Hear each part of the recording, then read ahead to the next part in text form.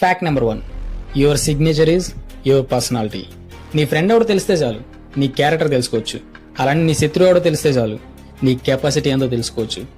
ఇది ధ్రువ సినిమాలో రామ్ చరణ్ చెప్పిన డైలాగ్ అయినప్పటికీ మనం చేసే సిగ్నేచర్ వల్ల మన పర్సనాలిటీ అంటే మన వ్యక్తిత్వ లక్షణాలు తెలుసుకోవచ్చు అని చెప్పేసి ఒక రీసెర్చ్ అయితే జరిగింది.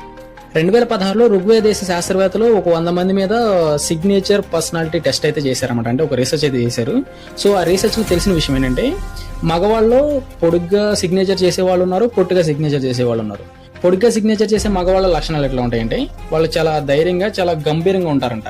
అలానే పొట్టుగా సిగ్నేచర్ చేసే మగవాళ్ళు కొద్దిగా ఇంట్రోవర్ట్ గా కొద్దిగా భయంగా ఉంటారని చెప్పేసి రీసెర్చ్ లో తెలిసిందనమాట. అలానే ఈ రీసెర్చ్ ఆడవాళ్ళ మీద కూడా జరిగింది.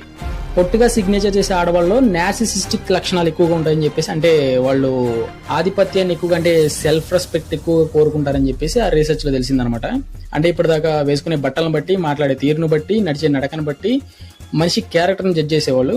కానీ ఇప్పుడు మనిషి చేసే సంతకాన్ని బట్టి అంటే సిగ్నేచర్ని బట్టి కూడా మనిషి క్యారెక్టర్ని డిసైడ్ చేయొచ్చు అని చెప్పేసి ఈ రీసెర్చ్ చెప్తుంది అనమాట.